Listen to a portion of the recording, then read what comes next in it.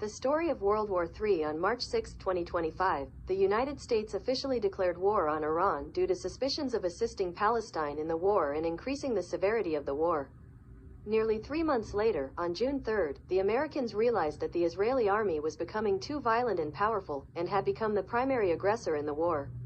After realizing this, the Americans decided to invade both Palestine and Israel, claiming that both countries were ruthlessly killing people on a regular basis for no good reason.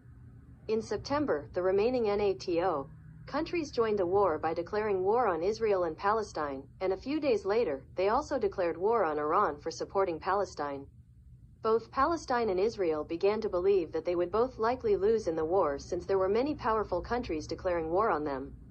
On December 28, 2025, Iran, Palestine, Israel, and all of the NATO countries signed a peace treaty stating that the war would end with the UN partition plan of 1947 being reintroduced so that both Israel and Palestine could exist peacefully.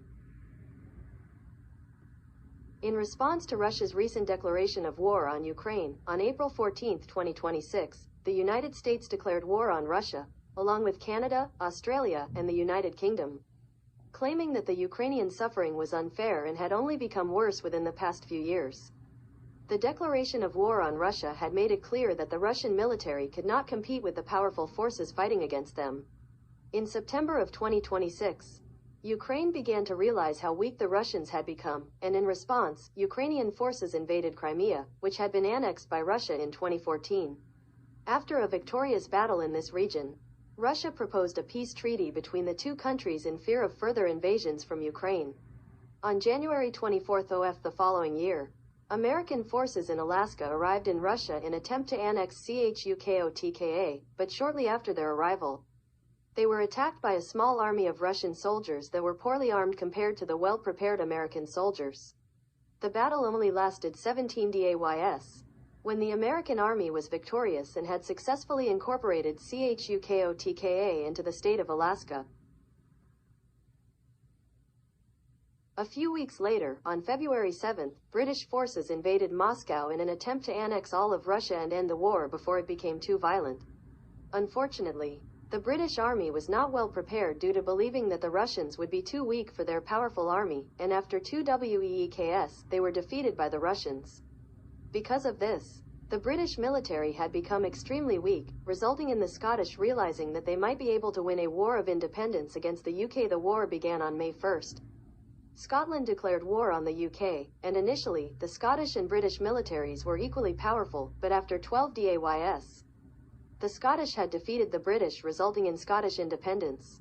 4 days later, the English decided to abandon the UK due to the fact that its military was extremely weak. So England would not benefit from remaining in the United Kingdom. On the same day, Northern Ireland joined the Republic of Ireland, and the next day, on May 17, the last country remaining in the United Kingdom, Wales, left the UK, officially dissolving the United Kingdom of Great Britain and Northern Ireland. Because Russia was able to cause the dissolution of the United Kingdom, they were beginning to believe that they could also defeat the United States, Canada, and Australia.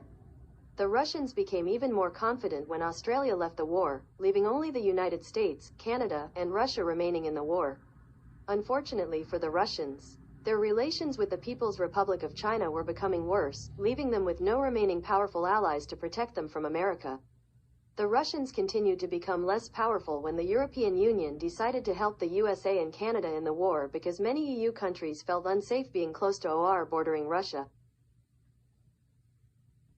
Vladimir Putin, the president of Russia, realized that most of the world was fighting with him, so he would almost certainly lose the war.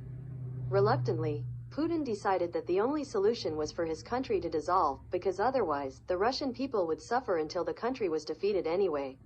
On July 19, 2029, the Russian Federation ceased to exist and all 89 of the federal subjects became independent countries. Although the Chinese government was becoming increasingly corrupt, it became powerful enough to spread its influence across Asia and spread communism to various other countries. The American and Canadian militaries were also becoming more powerful, but they eventually could not compete with the thriving communist ideologies of China. On April 26, 2030, the People's Republic of China invaded the Republic of China, Taiwan. But it also had to battle the powerful American and Canadian militaries defending Taiwan. After a few months, the Chinese became more focused on defeating their American and Canadian enemies instead of invading Taiwan. On November 2, 2030, China invaded Canada and the United States. China had become significantly more powerful than Canada and the United States, but it did not receive any support from its allies. So it gradually became less powerful than the Americans and Canadians. To China's dismay, the European Union strongly supported the USA and Canada in the war, which led to China losing all of its allies, and China eventually became the only communist nation in the entire world. Within a few months, various unsuccessful attempts for Chinese provinces to become independent, but within a year, all of its provinces had gained independence with the assistance of the United States, Canada, and various European countries. The last Chinese province won its independence on October 3, 2031, marking the end of communism and the collapse of the People's Republic of China. This left the United States, Canada, and the European Union as the three global superpowers. October 3, 2031, marked the official end of World War III, and a ceremony was held near the United Nations headquarters in New York City that celebrated the lives of all the soldiers that had died in the war. Similar events took place in the former British, Russian, and Chinese territories in remembrance of the countries that had not survived the World War.